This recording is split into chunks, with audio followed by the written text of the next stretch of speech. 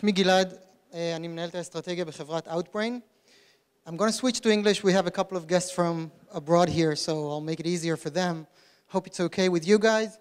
What we're going to talk about, and thank you, Michael, for teeing up the notion of content marketing. We're going to focus on content marketing. We're going to talk a little bit about content marketing strategies. So I know Limor probably banged content marketing in your heads a lot, but we're going to talk about best practices around content marketing. The first thing I want to touch on is content marketing is relatively new in the digital space, but it's growing extremely fast. Just an example for that is a research that was very recently done by e-consultancy, and they asked thousands of marketers what is their priorities for budgets. In 2013, for the first time, they started asking also about the term content marketing.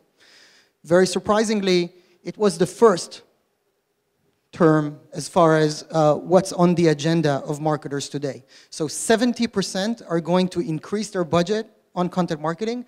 29% are going to keep it, which means they have already done content marketing last year. That's 99% of marketers that are doing content marketing today. And if you're not among that group, just think about what is the sense of urgency for you to really get your hands into what exactly it means. So just to make sure we're on the same level as far as what is exactly content marketing, it's all about, and Michael touched on that, providing great value to your consumer, whether that's informational or entertainment value. It's not about you talking about yourself, you talking about your products, you talking about your features. It has to start with you thinking about what is the real pain and interests of your consumers. I'll give you a couple of examples for great content marketing by B2B companies. General Electric want to be perceived as the leader in innovation. So they're building locomotives. They're building engines for planes. That's the things that they cannot market because they're not sexy. But if they talk about innovation, that is sexy. That is something they can really add to the conversation and add value. SAP has a very interesting business insights blog. They have a lot of blogs, actually, that they write on. I saw an example from Allot. Is the marketing manager from Allot here? No. So it's a great start, but we're going to talk a little bit about why it's not necessarily all the way to where it can be. And of course, I think the iconic example is American Express with Open Forum, which if you don't know that platform, you really need to go there because it's the epiphany of great content marketing. They're not thinking about how to promote the Amex brand. They're creating a home for small, medium business owners. They really try to give value. They're getting people like Guy Kawasaki and Richard Branson to write articles such as the 5 biggest mistakes I did when I started my first business. It's not about Amex talking about themselves at all. So let's start with why. Why is content marketing growing so fast in the last 2 years? Well, it all starts with trust. People don't trust advertising. Newsflash, right? What do they trust the least? Well, it's maybe a little bit hard to read, so I'll read it for you. The least trustable form of advertising is text ads on mobile phones. After that, display ads on mobile devices. After that, sorry, Shachar, online banner ads, ads on social networks, online video ads, ads served in search. Isn't that a little bit surprising? These are the things that people trust the least. What do they trust the most? Well, not surprisingly, we talked about offline influence. They trust advice from people they know. But second to that, they trust advice from people they don't know, which is interesting. So that's the influencers that we touched on and why it's so important to get these people to talk about your product. Having a third party talk about the market, the product, the services, the competitors in the market. Next to that, editorial content such as articles. So when you are creating content, it's actually trustworthy. After that, again, sometimes very surprising to brands, especially in the B2B space. Your website. Your website is very trustworthy. Think about it. In a world where anyone can go on Twitter and rant about you lying, marketers make an effort making sure their content is really good and is really trustworthy on their site, so people trust it. Wow, this is going fast. The second reason for why content marketing is growing so fast is Panda and Penguin. Who knows what that is? Raise your hand, raise your hand. Good, good, good for you. So for those of you who don't know, Google released two very important updates to their search algorithms. Panda and Penguin, that's their code names. What they are all about is weeding out black hat tactics of SEO. What does it mean? It means that a lot of companies have been link farming, have been doing a lot of rogue SEO, trying to get their content to appear on search engines without that content being really useful. So with Panda and Penguin, it's not about any SEO that you will do. It's about making sure your content was actually made for humans. Your content is actually good. And how does Google know that your content is good? When it's shareable. So shareability, getting your content shared, is a great indication for Google for knowing that your content was made for humans. The only way to get your content shared is if you'll stop talking about yourself. If you will actually listen to the pains of your customers, if you'll actually add value to the conversation. Now, social, in general, was also a very important propeller for the growth of content marketing, because after a lot of companies invested a lot of money in buying a lot of likes, now what? You created that community, great. What do you do with it now? You have to communicate with that community. That communication cannot be about coupons, sweepstakes, invitations to your webinars. That's boring. In order to engage with your community, you have to share content. You have to give them something back. And another important notion about social is the change that Facebook did with pages. Because you can't create a landing page anymore. There's a timeline. And when you think about the timeline, think about someone going into your timeline and how does it look? And does it actually tell the story of the brand through the timeline? So you have to think about the timeline in an editorial mindset in order for it to really be successful. So, a couple of best practices. We're going to do a fire drill here. We're going to try something out. So this is an example of a template for a content hub of a brand. Anyone has an idea who the brand behind this content hub is? Guess. Huh? Martha Stewart. Close. No. Walmart. No. Sorry? Hair removal. Awesome. No. Huh? GQ. No. Procter & Gamble. So P&G has over 1,700 content hubs around the world in different languages. They have sites for pet lovers. They have sites for old people. They have sites for girls that are going through that phase in life when you have a lot of questions, called Being Girl. They have a lot of different sites on different topics. This is a site they created not for men, for dads, men of the house. And it has double-digit engagement rates.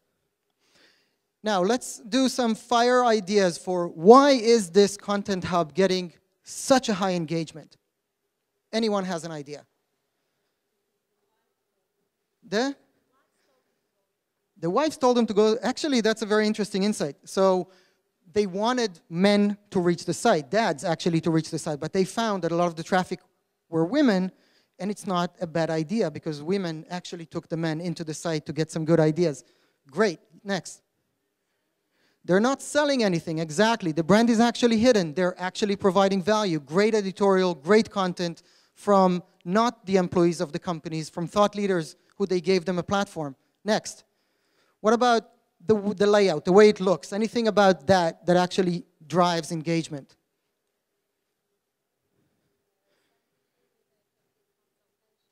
Consultation, advice, right? Great. So that's about the content itself, but what about the layout? What about how it looks? What drives such a high engagement? Ideas? It's blissful, it's clean, right? It's not noisy. Great. Next. You can identify with a picture. Awesome. The picture is very important. Have a picture. There are platforms that are pure pictorial, right? People want to share stuff on Pinterest. If you don't have a picture in your post, it can't even go into these platforms. Add an image to every single post that you do. Not only that they added an image, the image takes the whole frame, right? And what about the shape of the image? Anything strikes you as different about it? No, not the content of the image, this specific image, the shape of the image. It's wide, right? Widescreen. That creates the idea of HD. HD, high quality. So people relate to the content as high quality even if they didn't start reading the first word. Next, other ideas. Yes. No advertising. Actually, they had a banner, I removed it, on the top right, but only one. Small banner for Gillette. Obviously, they are Procter & Gamble. Anything else? Video. Great. Multimedia. Have content of different types. Extremely important. If you just do videos, not good, because a lot of people don't watch videos when they're at work. Create both articles, slideshows, photo galleries, and video content so the right people can engage with the right content for them. What else? More. Navigation. Aggregation. Awesome. Great. So there's great navigational entries. There is a navigational on the top. You know exactly where you are in the sitemap. Other things include short titles, no more than 8 words, no more than 90 characters. So between 50 and 90 characters in the titles, engaging titles, short content, no more than 5 paragraphs. We are sometimes so in love with our ideas that we want to pour everything. It's not good. This is a Twitter world. This is a flux generation. They have very short attention spans. You have to give them what they want immediately and move on. So they created pagination. If you like the content, hit next. That's actually a good indication of engagement. Also, from a navigational standpoint, there's never a dead end to the reader. He reached that content. Look at the bottom. Recommendations for other articles you might like. On the right, you might like at the top as well. So there are a lot of different things you can do, and they're leveraging the platform to also try to get you to register to CRM. So they have actions, but they're not imposing their actions on what you should do next. So these are some of the thoughts that we just talked about.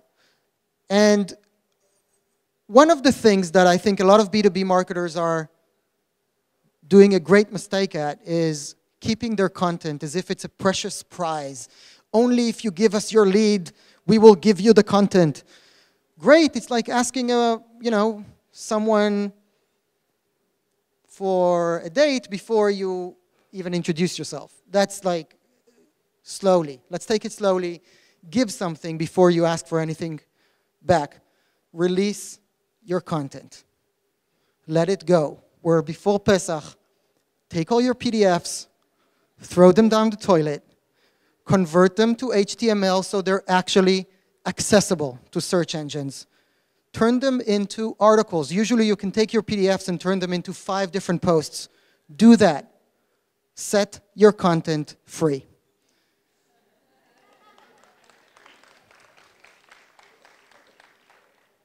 So, on the notion of set your content free, I'll leave you with one note, and then we'll go and have some coffee. I'm sure you're all very thirsty, and I'm holding you back from that.